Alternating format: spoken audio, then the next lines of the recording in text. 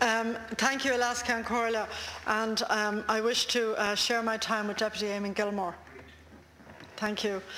I think the Minister is going to be making a grant available for the fairy tales of Enterprise Ireland, having listened to him just now.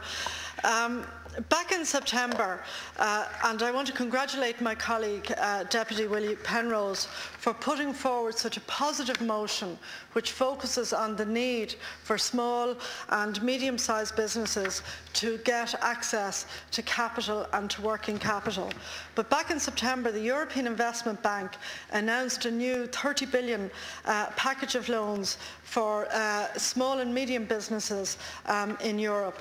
15 billion of that is to be made available over 2 years in 2008 and 2009.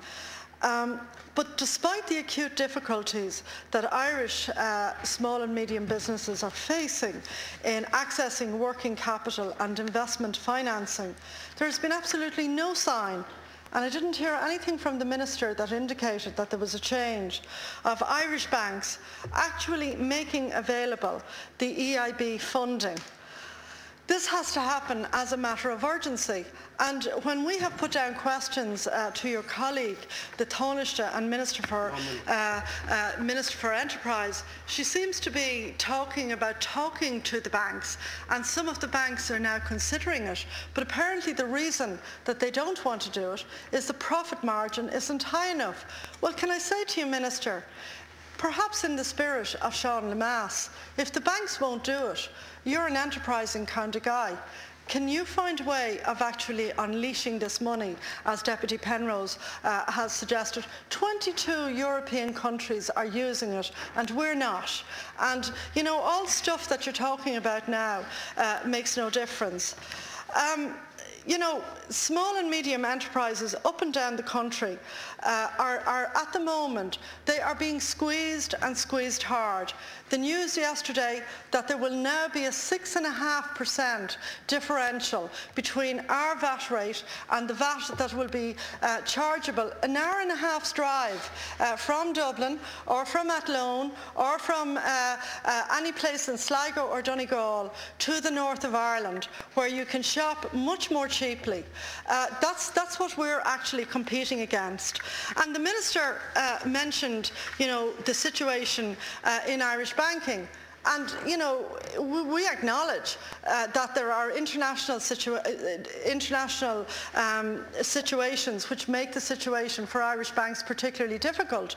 But it is our own homegrown construction bubble that has led to the situation of the people that Deputy Penrose talked about last night, long-standing construction firms or firms allied to the construction industry, which are now letting go people that they have employed for decades because they simply cannot continue without reasonable support from the banks for working capital.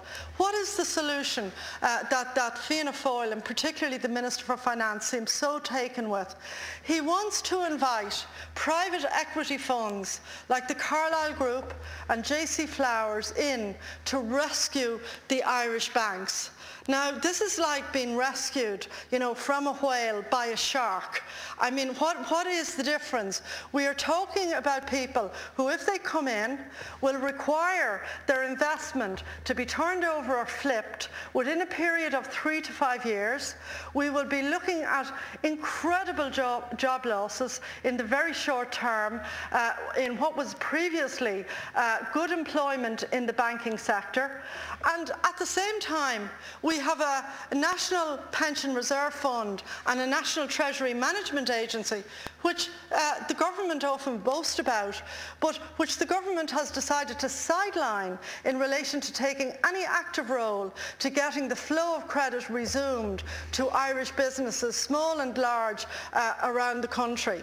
Now, all I can say is that, you know, people in Fianna Fáil would be well advised to be very wary of the day when private equity funds come knocking on our door for to pose as good Samaritans in the context of our particular financial difficulties.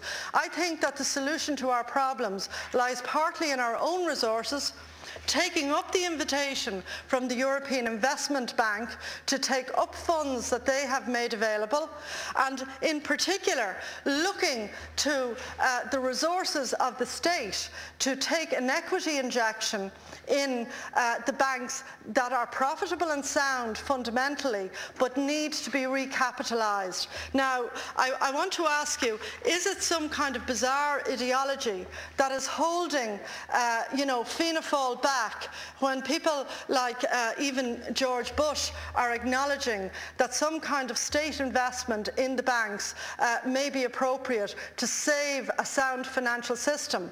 I want to ask the Minister as well, does he not recognise that if the state made an equity investment, for example through preference shares with a coupon rate, that it would be possible to convert those and then sell them when the upturn that we know will eventually comes along, and sell those at some profit to the taxpayer?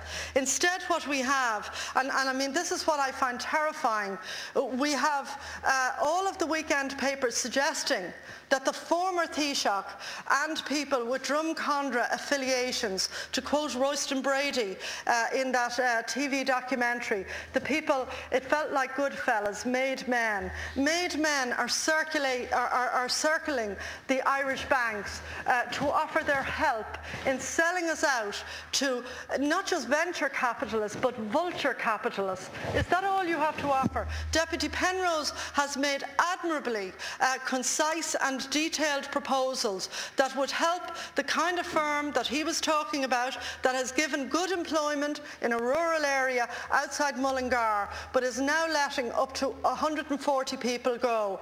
I know you have a very successful record yourself in business, Minister. I would ask you to give some serious attention in the context of your own responsibilities to the very positive proposals that the Labour Party put forward. Don't be afraid of an active state. An active state will save tens of thousands of Irish jobs. The venture capitalists will only gobble them up.